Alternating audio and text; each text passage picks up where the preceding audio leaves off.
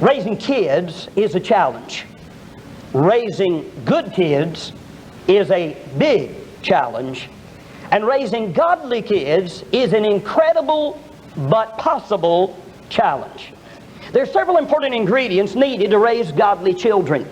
One of those is teaching children to obey. Obedience to be obedience must be immediate and sweet. Parents must also teach children to show respect and honor. A child who is not taught to respect his parents will also not respect other adults, older people, his mate, or God. Right. Then too, parents must protect their children from evil. Evil in general and evil influences in particular. It is a false philosophy that says that you produce better kids by exposing them to the filth of this world. Romans 16:19 says, I would have you wise unto that which is good and simple or ignorant concerning evil. Fundamental Bible believers are often accused of overprotecting their children. Could I give you my observation of that? We do not lose our children because of being overprotective. We lose our kids because of being harsh and critical or from being inconsistent in our own lives. By far the majority of Christian families I know are not protective enough of their children. Teaching obedience and respect and protecting children from evil are key ingredients necessary to raise godly children, but they are not the key ingredient. In fact, you may have those ingredients and still not succeed in raising a wise, godly child without the key ingredient. In Proverbs 23:26 we read, My son, give me thine heart. Malachi chapter 4 verse 6 is a prophecy concerning the ministry of John the Baptist. And he shall turn the heart of the fathers to the children, and the heart of the children to their fathers. But that's not the end of the verse. The verse ends with a warning of what God does if fathers don't turn their hearts to their children. It says, Lest I come and smite the earth with a curse. We are witnessing the fulfillment of that verse all around us when kids shoot kids. And when schools have to have armed guards and metal detectors. And when people are afraid to walk city streets alone. Luke chapter 1 verse 17 is a further exposition of Malachi chapter 4 verse 6.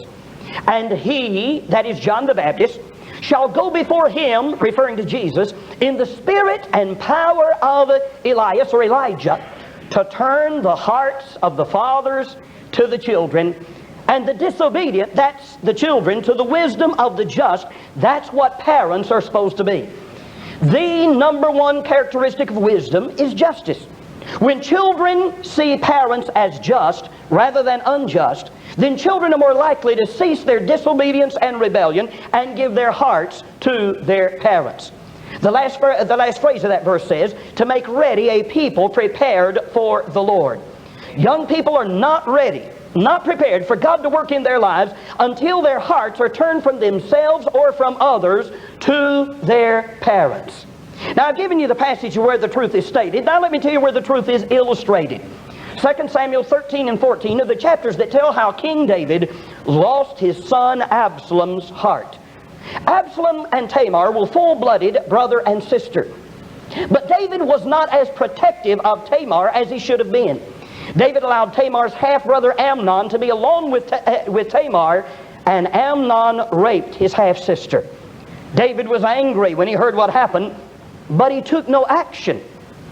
2 years later, Absalom had his half-brother Amnon executed to revenge his sister's rape. Then Absalom fled to Geshur for 3 years. David's general Joab noticed how badly David missed Absalom, so he got the king to bring Absalom back to Jerusalem. But for 2 more years, David refused to talk to his son. Absalom, provoked to wrath by his father's 5-year silence, sent for General Joab. When Joab didn't come, he sent and set Joab's barley fields on fire. Those fields on fire were a picture of Absalom's heart burning with anger and rejection and distress because of being cut off from his father David. Finally, Joab came, and Absalom looked at him and said, I want to see my father. If he wants to kill me, then let him kill me, but I want to see my father. So Joab talked to David. And David sent for Absalom. But the reception he received was not the warm reception of a father. It was the cold reception of a monarch on a throne. When a man is a father, his children must see him first and foremost as a father. Children don't mind a father being something else, but he must primarily be a father to his children. It's all right to be a pastor or a banker or a businessman, but a father must first be a father to his children. Absalom was treated like a subject when he should have been treated like a son. And in the very next verse, 2 Samuel chapter 15, verse 1, Absalom had become a rebel, and he had plotted and was carrying out his plan to usurp his father's throne. Verse 6 of chapter 15 is an enlightening verse. Absalom did to the men of Israel what he apparently wished David, his father, would have done for him. By listening and talking and touching, Absalom stole the hearts of the men of Israel. Before that chapter ended, David was running for his life, and Absalom, the rebel, had taken the throne of Israel. Now please listen carefully as I make one of the most important statements that has ever been made from this pulpit. In fact, this statement will be one of the most important statements you will ever hear any preacher or teacher make in your entire life. Here it is. The key ingredient in raising good kids is to get their hearts early. Keep their hearts and be extremely vigilant to not lose their hearts. But if you do lose a child's heart, then quickly find out where and when you lost it and put into action a plan to get the heart back, no matter what it takes to do it. No matter what it takes. What do I mean? I mean no matter how much time or trouble or money it takes to get back your child's heart, you must decide you will be willing to pay the price. It might cost. It might cost financially. It may cost $1,000 or $10,000. You must be willing to pay the price. That's right. It may cost you your job. You must be willing to pay the price. It may require you selling your home and relocating elsewhere. You must be willing to pay the price. It may require radical changes in your own personal life. You must be willing to pay the price. Be sure of this right now as you listen to this message. God knows your heart. And God already knows whether or not you love your child enough to be willing to pay the price to deal with their disobedience and rebellion. The date was December the 21st, 1992. I was at home, had not gone to the office yet when my telephone rang. A very distraught mother was on the other end of the line. For a year and a half, they had had problems with their now 17-and-a-half-year-old son, Michael. It all seemed to have started about age 16 when they got Michael his own car and let him get a job at a local fast food restaurant. Michael became close friends with a 19-year-old fellow who had attended the same Christian school where Michael was a student, and also a 25-year-old man who had a wife and a child. Why don't I stop right here and allow Michael's mother to tell you their story in her own words.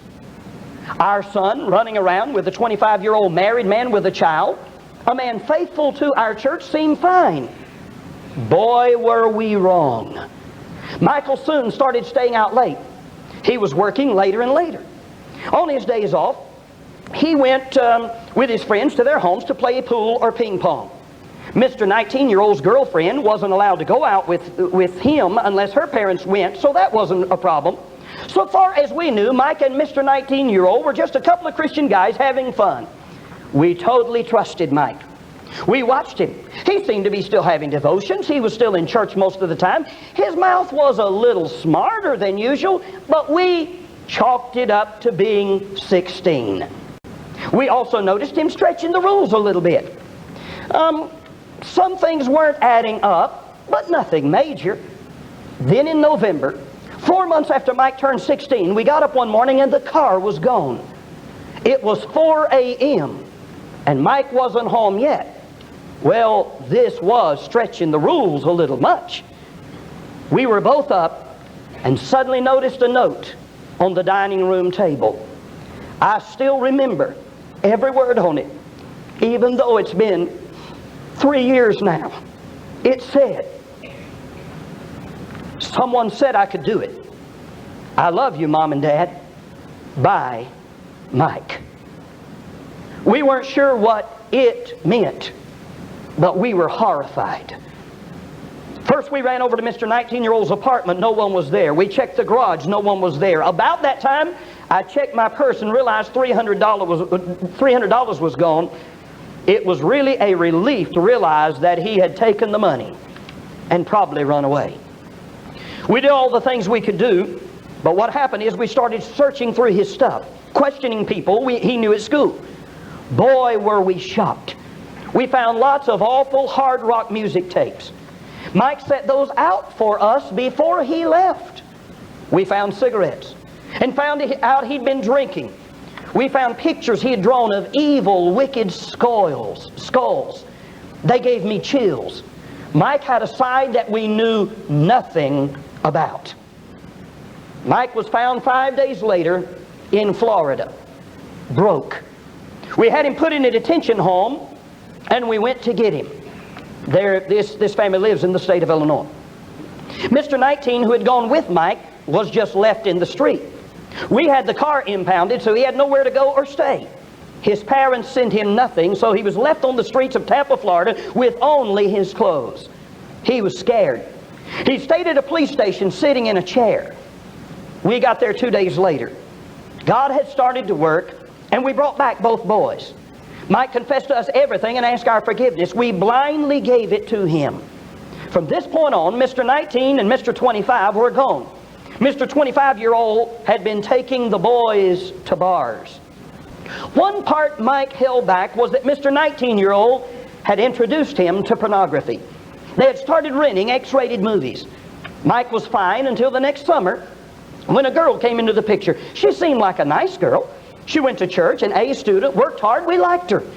Again, we trusted blindly and soon started noticing small things not adding up. Mike was smart-mouthed with us. By this time, we were homeschooling, but I still was working 35 hours a week and my husband 50 hours a week. The children were home alone a lot. There were small things that weren't adding up, but the hard rock music wasn't seen around the house. He wasn't smoking. He never talked mean or ugly to us. His hair was short, neat, and clean. He was always in church. He loved his family. To us, he was just a struggling good kid. December the 20th. That was one day before they called me. Mike's sister came into our room about 11 o'clock at night crying. She said she had to talk to us. She told us Mike and a friend had been bringing X-rated movies into the house. She had walked in on him one night. He had a VCR in his own room. They threw her out and told her to keep quiet. They didn't care what we thought or anyone else. They were going to do what they wanted to do. Our daughter also told us he had ruined her birthday slumber party 2 weeks earlier. He had taken one of the girls in the car and was kissing her. He had also been equally aggressive with all her other 14-year-old friends. I'll read more of the letter later. But it was that morning of the next day, December the 21st, that Michael's folks made contact with me. They desperately wanted to know if there was anything they could do to change their 17-and-a-half-year-old son. Now, allow me to ask you right here, what would you tell those parents? What could this mom and dad possibly do that would straighten out a 17-and-a-half-year-old son who has now tried about everything the world has to offer, has become deceitful, and shows little or no inclination towards changing whatsoever? Before I tell you the end of the story, let me first point out to you, number one, rebellion originates in the heart. Amen. That's right. Rebellion originates in the heart, and the heart of every problem is a problem in the heart. And that includes rebellion. Rebellion is more a heart problem than it is an outward life problem. Hebrews 3:10 says they do always err in their heart. The problem David had was that he had lost Absalom's heart. Absalom's life wandered and he became a rebel because his heart had wandered. Many months before the young man Michael ran away from home to Tampa, Florida, Michael's parents lost his heart. Michael's life wandered because his heart wandered. How easy it would have been for Michael's parents to focus on his running away from home, or on his bad friends, or on his pornography addiction, or on his beer drinking, or on his rock music, or on and on I could go, because I don't tell you everything that he was into. But all those things were symptoms. They were surface. The root cause of all those problems was this. Without even knowing when, where, or how it happened, Michael's parents lost Michael's heart. I repeat, the heart of every problem is a problem in the heart. I can't emphasize this too strongly, because the heart that I'm talking about controls everything else in a person's life. There's no more vital organ in your body than your heart. If you had to choose between an injured arm or an injured leg or an injured heart, which one would you choose? Choice would be easy, wouldn't it? You could make it without an arm or a leg, but you can never make it without your heart. Right. Your heart keeps everything else in your life living and functioning. A parent who has their child's heart then will have access to everything else in their child's life. Just like the physical heart controls everything else in the body, so if you have the child's heart that I'm talking about, then you'll have access to everything else in the child's life. When Michael's mother said he had a side they knew nothing about, she was stating plainly that they didn't have his heart. A parent who has their child's heart will know what is going on in their child's life. A parent who has their child's heart can direct their child's feet to go in the right direction. A parent who has their child's heart can protect their child's eyes and ears from the wrong pictures or the wrong music. A parent who has their child's heart can determine who their child's friends will be. I remember talking to the parents of a boy that I'll call Oscar. For 15 years, those parents had never had serious problems with their son. But with tears, they told me something was wrong as they'd called me on the telephone and pleaded for my help. When I quizzed them concerning their home, it seemed that they had the perfect home. I mean, high standards. No TV, careful with the radio, newspapers, magazines, careful with the music. The son was in homeschool, on and on. Something was wrong. I'll tell you later what was wrong with Oscar. Did you know that it is better in the long run to have a child who occasionally disobeys you, but you have his heart, than to have a child who is continually compliantly obedient, but you don't have his or her heart? Right. Not every child whose parents lose his heart becomes wild or rebellious, but the potential for rebellion is present, regardless how outwardly obedient a child is. If you don't have their heart, that means if you don't have their heart, if they don't become rebellious, it's not because they couldn't have, because they could have. Any parent listening to me right now who does not have their child's heart has a child who has the potential to become a terrible rebel who does horrible things and breaks his parents' hearts. Are you thinking? I ask you a very personal and a very probing question. Do you have your child's heart? Don't fool yourself. It won't hurt anybody but you and them. What would be your child's response to you if you were to ask him or her right now this question? Do I have your heart? Don't forget, the heart of every problem is a problem in the heart. Second, the one who has the child's heart will eventually have the child's life and loyalty, and the child will give their heart to someone. This heart I'm talking about was not made to be kept, it was made to be given away. Whoever has the heart will have the life and the loyalty. How could Michael run away from a safe, secure home full of love with his 19-year-old friend? It wasn't hard at all. His friend had his heart. Whoever has the heart will eventually have the child. That's the reason that the world around us is continually pressing upon us trying to tie our children's hearts with everyone and everything except their parents. From babysitters to TV stars to school teachers to cartoon figures to basketball stars to football stars to rock and roll musicians to boyfriends and girlfriends. I've seen kids whose hearts were more with the Power Rangers than they were with their parents. And sometimes you can tell just by walking in their room and looking on their walls who has their heart. May I ask you, do you right now have your child's heart?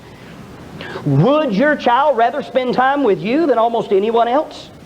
Does your child listen respectfully when you speak? Does your child have a genuine desire to please you? Does it hurt them to displease you? Are they loyal to you in your presence as well as behind your back? Do you know right now what is going on inside your child? Remember Oscar?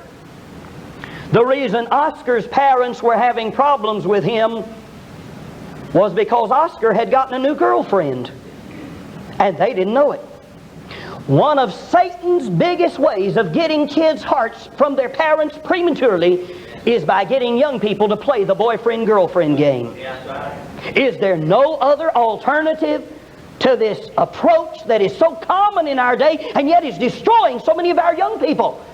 I believe there is an outstanding biblical alternative whereby a young person plans to give their heart to one other person in life. Then they guard their heart with their parents' help against coveting anyone else before they find that person and after they marry that person. You say, Brother Davis, where do you get that in the Bible? Could I ask you a question? Respond to me. How many Eves did God make for Adam? How many Adams did God make for Eve? One. Do you realize that when we go from girlfriend to girlfriend to girlfriend to girlfriend to girlfriend to girlfriend, that all we're learning how to do is break up after we get married? Do you realize that the dating game that is played by the world as well as by most Christian parents and their young people is sowing the seeds for the destruction of marriages all around us? It is not just sowing the seeds after marriage for the destruction, it is also sowing the seeds for the disintegration of the parent-child relationship before a child is married. But if they will do what I just pictured for you, guard their heart against coveting anyone else before they find God's key person, and after they marry that person, then young people are able to seek first the kingdom of God while being friendly with everyone. I said friendly, not flirty. Then a guy can keep his heart with his parents and let them help him find his mate after he's old enough and mature enough for marriage. Michael's parents brought him back from Florida, but they didn't really get his heart back, even though they brought him back. It was a really easy thing for Mike to give his heart to a girl, so that problems started up all over again. I'm glad to be able to say to you, number 3, that children want parents to have their hearts. We're all born with the desire to please our parents and be close to our parents and share things with them and get their praise and their approval. That's built in. We all hunger for that. Hear Esau as he cries in the book of Genesis, "Bless me, even me also, O my father." See David hungering to see Absalom. Why he didn't, I don't know, but you also see Absalom hungering to see David. He hadn't seen his father for 5 years. He's hungering. He says, if he wants to kill me, let him kill me, but I'm ready to see my father. And there's the young man I'm telling you about by the name of Michael. Before he ran away to Florida, setting everything out so his parents could find it. Before he ran away, he set it all out where they could find it. He was crying out to his parents to get his heart back and help him get his life straightened out. Listen to me carefully here. One of Satan's biggest lies to parents in our day, and I underline biggest lies, it is a tremendously huge lie to parents in our day, is this, quote, "Some adolescent rebellion is normal and is to be expected out of every teenager." Every teenager at some time or other in their teen years becomes rebellious. You just expect it. And since you expect it, you don't deal with it and you lose your kids. Yes, sir. Rebellion is not normal. Right. According to 1 Samuel 15:23, rebellion is sin and exposes a child to the realm and power and control of Satan. Yes, just a little bit of rebellion should be a sign to a parent that their child's heart is wandering and is troubled and is hungry for love and attention and acceptance. When a child has a smart mouth, like Michael had, you must not simply chalk it up to him being 16. That's right. A little bit of rebellion is like a fast-growing cancer that multiplies exponentially into a whole mass of life-destroying rebellion. Number 4, the Bible gives us an ideal picture of a parent-child relationship. It really does. Do you ever think about where it is? No, it's not Abraham and Isaac. And it's not Isaac and Jacob, and it's not Jacob and Joseph, and it certainly wasn't David and any of his sons. This may surprise you, but the ideal example, I love this, of the hearts of parents and kids being knit together is that of the Heavenly Father and His Son, the Lord Jesus Christ. Amen. Right. Do you see the picture of Father and Son here in John 5:19? Jesus said, "Verily, verily, I say unto you, the Son can do nothing of himself, but what he sees the Father do. For what things soever he doeth, these also doeth the Son likewise." This is a father and son who had each other's hearts. Yes. In John 5:30, Jesus said, "I can of mine own self do nothing. I seek not mine own will, but the will of the Father which has sent me." And consider Jesus' statement in John chapter 10, verse 30. In this same context, we use this to refer to the doctrine of the Trinity. But take it further. Think of a father and son relationship. Hear this verse. "I and my Father are one." Number 5, there are 3 big dangers for the heart, and they take place in this order. The heart can be lost, then hardened, then stolen. Notice first that the heart can be lost. Fathers often lose their children's hearts by expressing anger at the child.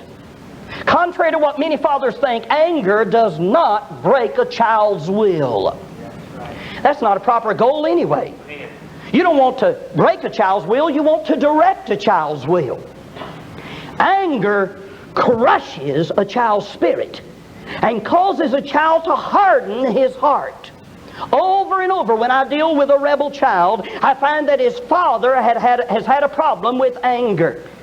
Michael's dad was not angry all the time, but occasionally, I talked to the family just yesterday, and they said Dad would explode and then back off. Hear me? Fear of explosions of anger can cause a child to retreat into a shell. Right. Man. And when he retreats into that shell, he takes his heart in there with him. The heart of a child is much too delicate to survive the catastrophic explosions of a father's anger. Sometimes parents lose their child's heart when they break the most serious command given to parents in the Bible. Do you know what that is? I believe it is the command that says, "Fathers, provoke not your children to wrath." Yeah. I refer to that command as the most serious command because it is the only negative command I know of given directly to parents in relation to their children. The most devastating consequences occur not from breaking positive commands, but from breaking negative commands. The Bible commands us to love our neighbor. It also says, "Thou shalt not kill." Now, it's bad to break the positive command to not love your neighbor, but it's horrendous to break the negative command if you kill your neighbor. Amen? You may provoke your child to wrath by criticizing or needling the child. You may provoke your child to wrath by raising the standard required for him to get your praise and approval so high that he or she can't reach it. An inexperienced, immature child should not be expected to do a job as well as an experienced, mature, perfectionistic parent. Right. When a child does their best, they should be praised whether they did as well as someone else or not. Amen. They also should not be compared to others so as to make them feel inferior. That provokes a child to wrath. That's right. You may provoke your child to wrath by making them do something they're terribly afraid to do. You may provoke your child to wrath by not communicating enough with them, by spending too much time outside the home, by watching TV too much, or by being buried in the newspaper too often. Yeah, that's right. The second thing under this thought is the child, to accommodate the hurt of you losing their heart, hardens his heart. And third, after the heart is hardened, someone else can easily steal the heart away. When King David did not listen to the needs of the men of Israel, then they hardened their hearts toward him. Then Absalom came along and saw the weak area and listened to them, just like wrong friends will pick up on the weak area in your child's life where you have not been communicating with the child, where you have not been listening to them, and the wrong friends will come and listen in. Right. Absalom listened to them, talked to them, touched them, and stole their hearts away. The things Absalom did to steal the hearts of the men of Israel are the very same things that are used in our day to steal the hearts of young people from their parents. But here's the good news. Listen to this. Those same things will also work for parents to steal back the hearts of their sons or daughters from those who stole them away in the first place. Thank God that's true. I've seen it work over and over. Dad and Mom, listen to your child. Amen. And then speak kindly with concern to your child while touching them. If you'll listen closely enough to your children, you'll find out where they're hurting and what's bothering them. Proverbs 24:3 says that a house is established by understanding. Say to your child, well, let me tell you what not to say. Don't say to your child, I don't have time to listen to you. Say to your child, I got plenty of time right here. I want to understand what you're talking about. Amen. Right. Be careful. A lot of parents blow it right here. It may be bothering your child that he just got his first zits on his face. Or he'll tell you about it. And don't you foolishly say, oh, Johnny, that's no big deal. You say this, thank you, John, for telling me how you feel. I know it hurts when people laugh at you. I remember how I felt when I was your age. Tell me some more about it. Let's talk about it for a while. Your child may feel fat or skinny or ugly or too tall or too short. Listen to them. Give them your ear. Some parents say, my kids don't want to talk. That is not true. Right. Kids want to talk, but they wanted to talk about stuff you didn't think was important.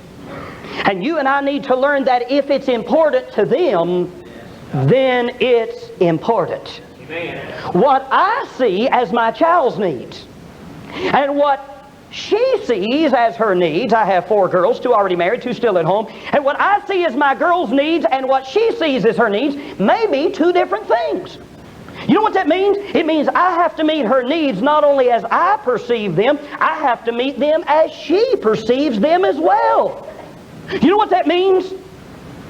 This is my favorite sentence in this whole sermon.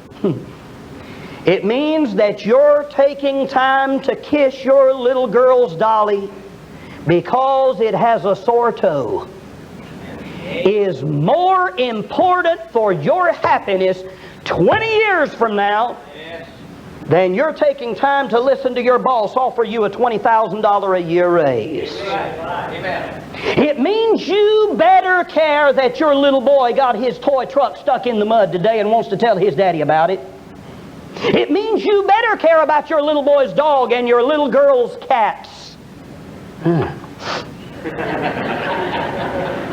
This cat business is tough on me. We now have a yard full of immoral, prolific cats. You say, Brother Davis, do you love cats? It doesn't matter whether I love cats or not. I love my girls and they love cats. I was in my office one day busily occupied doing church work. Important stuff. I said important stuff. But when my telephone rang and my daughter was weeping because one of her kitty cats had been accidentally killed, I left behind all that important stuff stuff and drove 14 miles home. And when I got there, I hugged and loved and spoke comforting words to my girl. Then I went out and buried her kitty.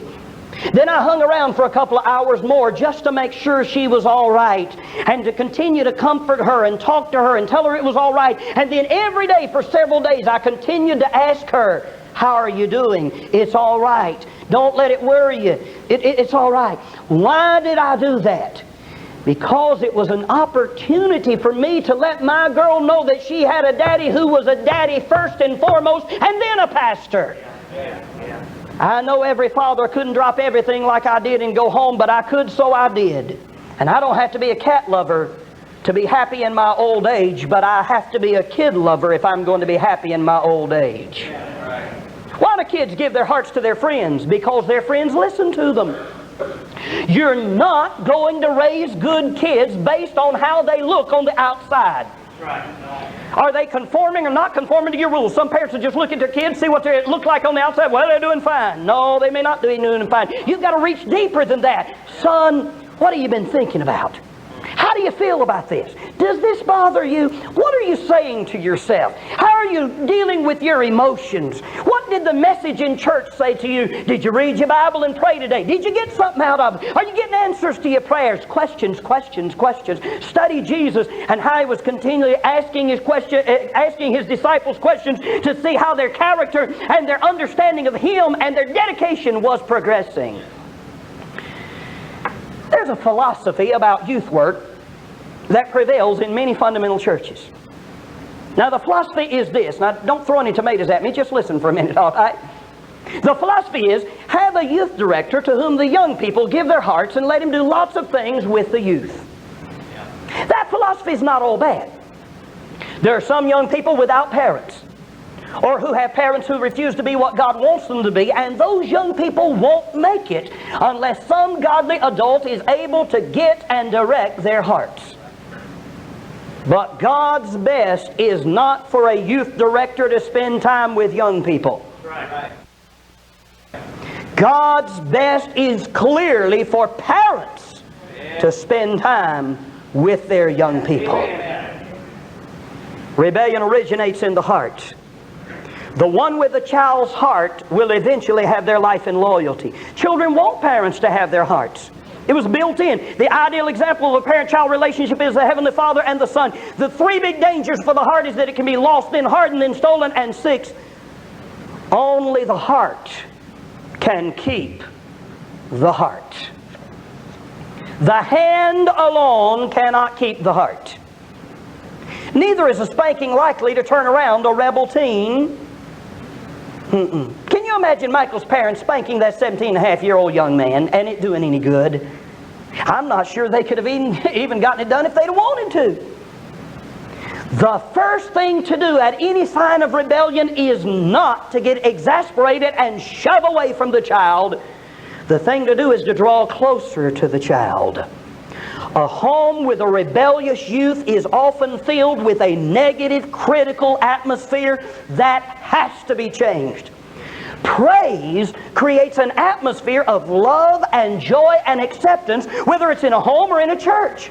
You wouldn't want to attend a church where there's a harsh, critical, fighting atmosphere all the time. You come in here, why do you start with singing? Because singing is praise. Why do you sometimes have testimony? Because testimony is praise. Why do you pray? Because prayer is praise. And in the preaching, there needs to be praise even in the preaching. And praise creates an atmosphere of love and joy and acceptance. Now look, a critical atmosphere is as bad or worse in a home as it is in a church. Even a rebel hungers for the praise and acceptance of their father. And if a parent will look diligently, they can find something for which they can praise even the most rebellious child, no matter who they are. Several months ago, I came across a phenomenal statement. Here it is. Every year children are schooled at home, they become less peer dependent. Then a well-known preacher said to me, Brother Davis, I've noticed that children who are homeschooled are more mature at a younger age. Those statements caught my attention because we've been teaching our children at home for a number of years now. I've also had the opportunity to observe the results of socialization in the lives of thousands of public school students, Christian school students, and homeschool students. Could I share with you my observations? Children are better socialized in a family setting of a homeschool environment because they learn to relate and how to relate to both adults as well as other youth. I've seen a shy, withdrawn 7-year-old little girl pull out of her shell and start walking up to adults and talking to them at church after 3 months of homeschool.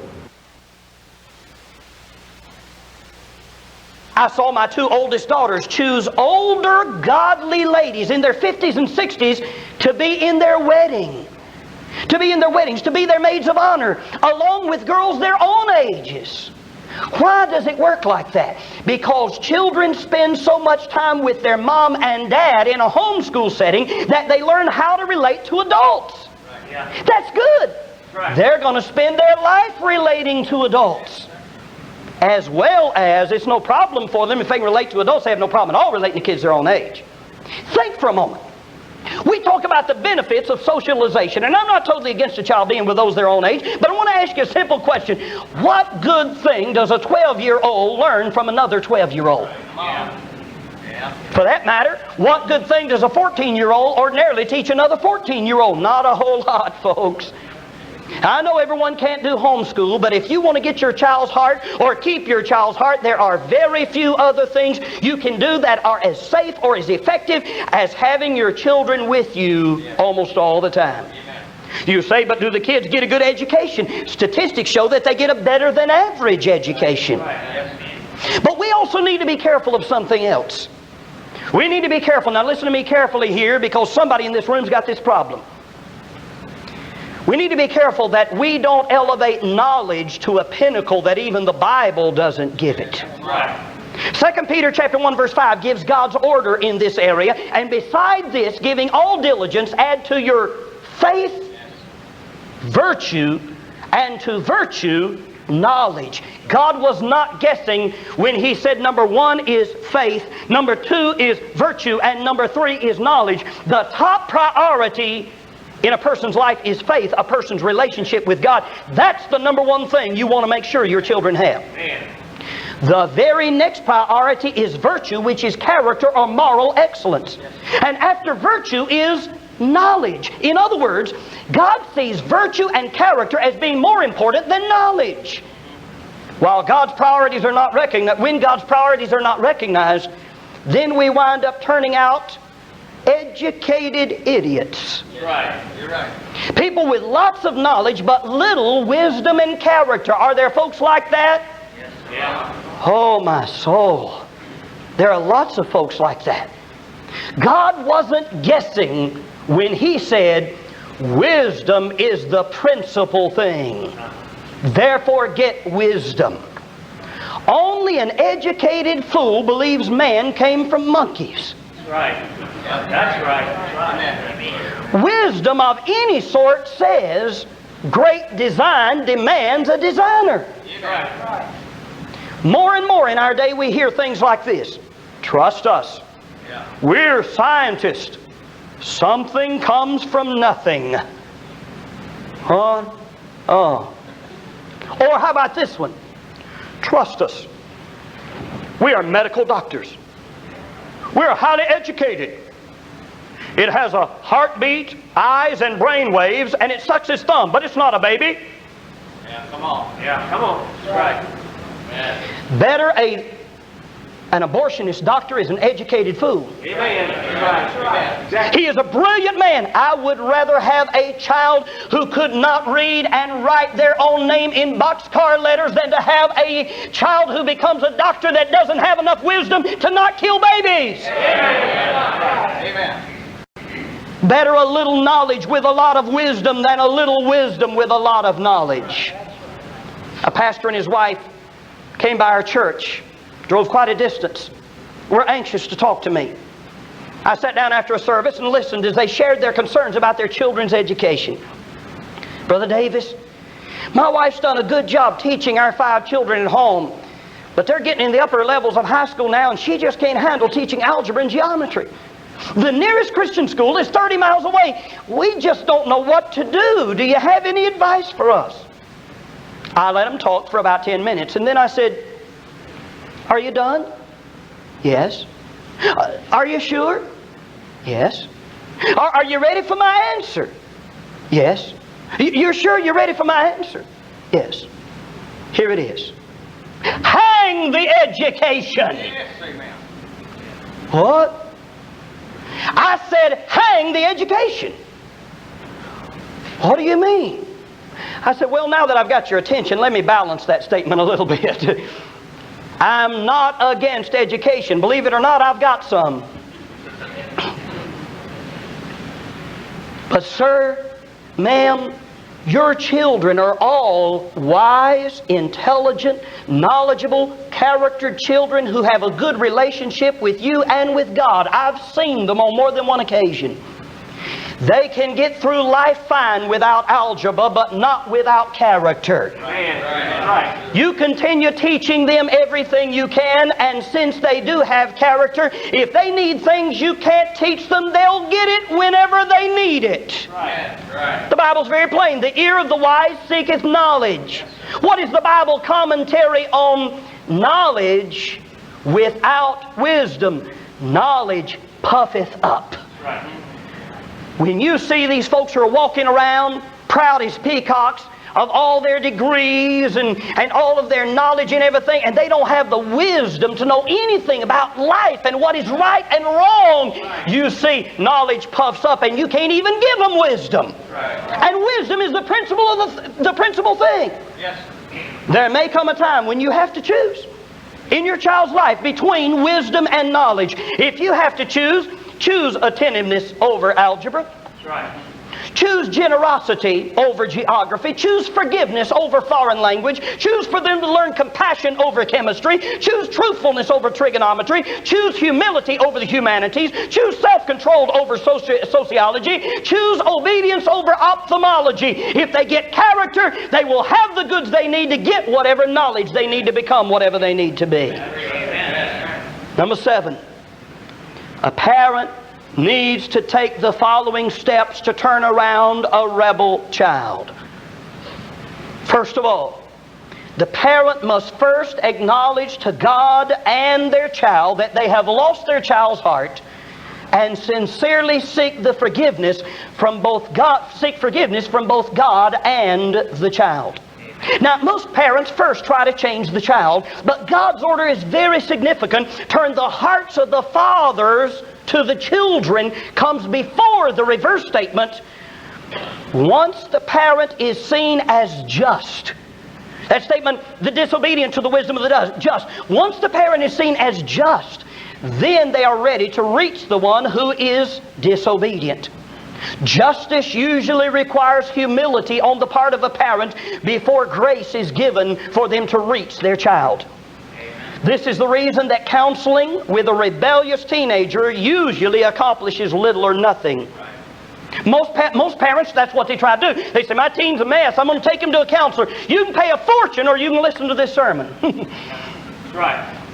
I remember counseling with a rebel teenager and bringing him several months ago to the point where he was ready, right then on the spot. He was weeping. He was ready to apologize to his parents. But when I brought them in the room and gave him the opportunity to speak, he said nothing.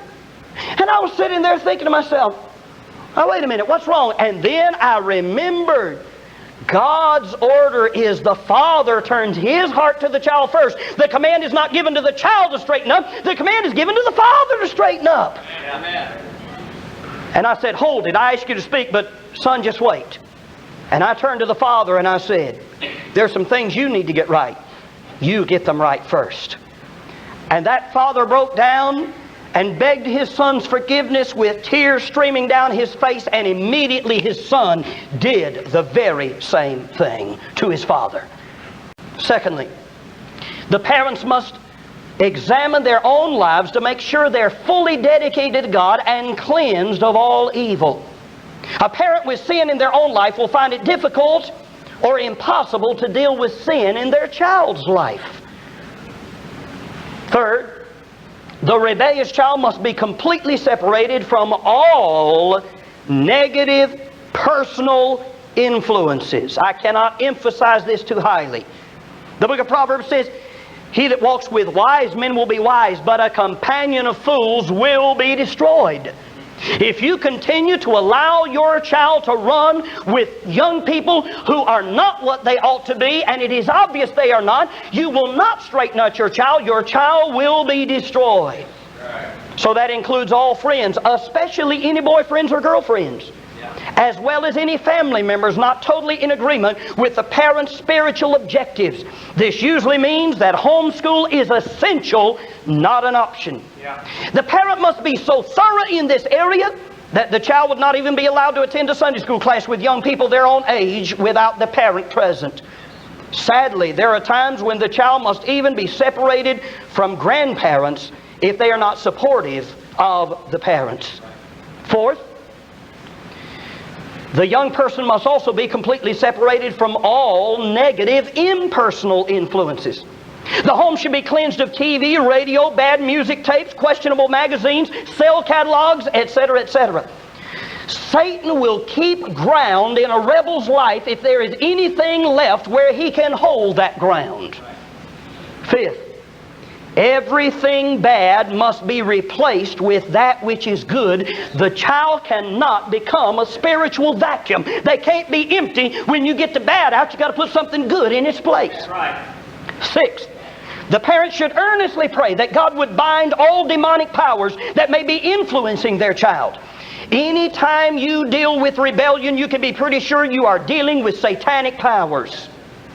Seventh, the parent must not follow their natural inclination to push away from the child, but must instead draw closer to the child. Both parents must spend hours and hours with that young person. They should talk and work and teach and play and pray and praise and study and share scriptures and on and on and on and on. Go fishing together, go hunting together, sew together, cook together, do lots of things together. A father who wants to turn around a rebellious teenager should commit himself to give a minimum of 1 hour a day for at least 6 weeks. Put it on his calendar and say that's the way it will be. Number 8, the child must be continually praised for even the smallest display of any character trait. Even a rebellious child hungers for the praise and acceptance of his father. Look at Absalom crying out for his father. Number 9, the parent must continually humble themselves to ask the child's forgiveness for anger, for criticism, for inconsistencies, and for failure to communicate, failure to love, failure to praise, failure to care, as God brings those failures continually to light over that several week period of time. The parent must especially try to recall where they have broken God's key negative command, fathers, provoke not your children to wrath. They especially have to see that. Number 10, the parent must be ready to help the child deal with bitterness and to accept and forgive the child as the child begins to open up and share previously hidden sins and failures. Rebels often disclose incredibly shocking things. A parent must decide ahead of time they're willing to forgive anything.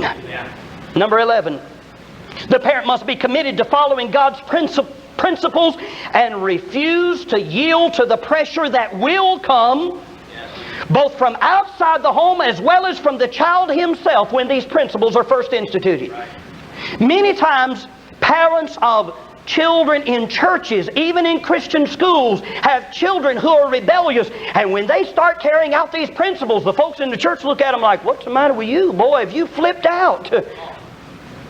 I told one set of parents that for the first several days after they instituted these principles, they would think they had climbed on the Ninja Black Belt roller coaster and were riding without safety harnesses or lap bars. They better get ready for a wild ride. Number 12, the parent must be, listen to this, the parent must be committed to long-range change and not simply a quick fix. Now the amazing thing about these principles is how quickly they work. Most rebels will turn around in about 2 weeks. The danger at that point is that they work so well so quickly that parents let up and the child winds up worse than they were before they started. I could give you some sad testimonies of parents who have listened, who have done what I said but did not continue to do it, and now their child is in a bigger mess than they were before they started. Matthew chapter 12 verses 43 through 45 talks about an unclean spirit leaving a fellow for a short period of time. The spirit returned later and found a clean house. So he got 7 other spirits more wicked than himself and moved back in. I believe the worst rebels you will ever find are rebels who were changed temporarily by parents who themselves refused to permanently change. I might add right here, I believe these principles will work even with a runaway child.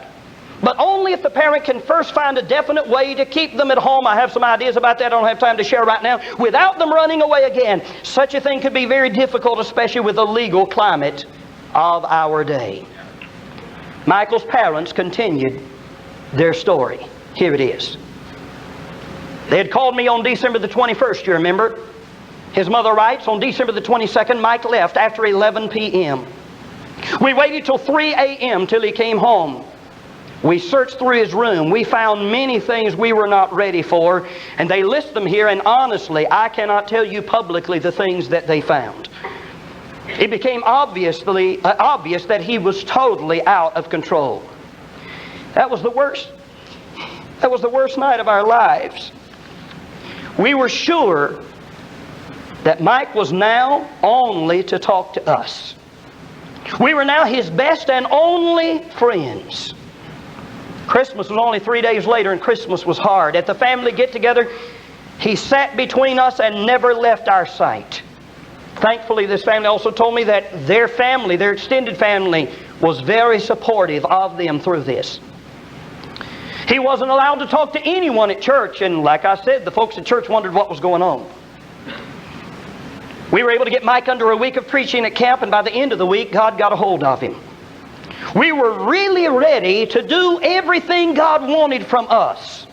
Through it, we learned a new love for our family. Here in detail are the things we did. Number one, we got rid of Mike's TV, VCR, tape player, and radio. Could I insert something right here personally?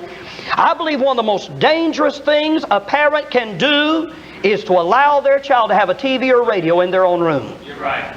Yeah. I think you are almost guaranteeing that you will lose your children. You're right. Number two, we went to all the video stores and refused to allow our name or our children's names on any list to check out videos. Number three, no car. Number four, no friends. Number five, no phone calls. Number six, we chose some godly men that we did know to start helping Mike in choosing better friends. Number seven, Dad started spending lots more time with Michael. Number eight, there was no trust but lots of love. You catch that? No trust, lots of love.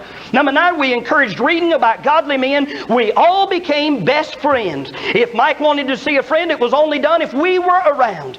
God truly did the work in Michael's heart and in ours. Michael felt called to Bible college. Only the first month was hard. After that, things changed. At age 18, Mike headed off to Bible college to be a preacher. At school, Mike met a fine young lady, and this year, this is just in the past few weeks or months, they were married. She called after she wrote this letter. She called her son, and she said, Brother Davis, my son, incidentally, this letter is less than 2 weeks old.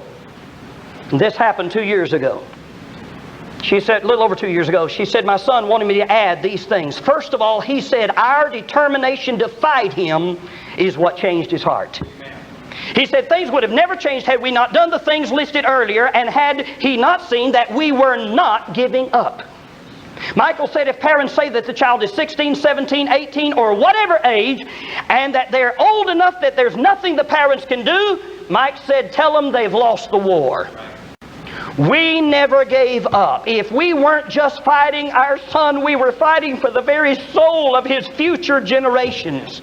She said to me on the telephone yesterday, she said, Brother Davis, I kept thinking about Michael's children and grandchildren and great-grandchildren, and I didn't want this going on down as a family curse to the generations to come. And I kept fighting not just for him, but for his future kids and for the generations to come.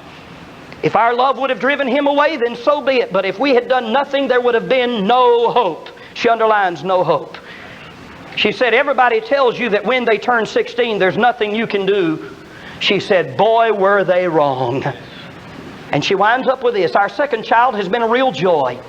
We're now doing things to prevent problems. I work at home and part-time from 4:30 to 8:30 a.m. so I can be at home. God has blessed us so much, it's unbelievable. My daughter is my best friend. We as a family have adopted new standards that we will not date at all. Our daughter is very happy with that. In fact, I could tell you more about that, but I don't have time. The daughter gave me a testimony about that the other day. A boy asked her for a date. She gave him one of my tapes and said, listen to this. He came back and he said, hey, that's pretty incredible. You know, all of us are happy with these. I'm so thankful for God's love toward our family. Absalom's story did not end as well as Michael's and his parents. Absalom's men fought against David's men, and 20,000 of them died. You see, when a person becomes a rebel, they not only sweep themselves up in their rebellion, very often many others are swept up, and it brings destruction to many lives. Amen. Then Absalom fled on a mule, and his long hair caught in the boughs of an oak tree. He found himself dangling helplessly between heaven and earth. David had pleaded for his soldiers to deal gently with the young man for his sake. But General Joab, finding out where Absalom was, went straight to helpless Absalom, dangling in the tree by his hair. Shot 3 arrows in his chest while he was yet alive. And then 10 other soldiers drew their swords and hacked Absalom's body to pieces. When the messengers came to tell David of the death of his son, the Bible said David was much moved. He walked weeping up some stairs to a little room, and the people heard him crying out as he went, oh, my son Absalom! My son Absalom! Would God I had died for thee, O Absalom, my son, my son. We don't have to live with rebellion and disobedience. God has given us His Word, and we can deal with it if we're willing to pay the price as parents. We can indeed raise godly children. Amen. I close with one question. Do you love your children enough to pay the price to raise godly kids?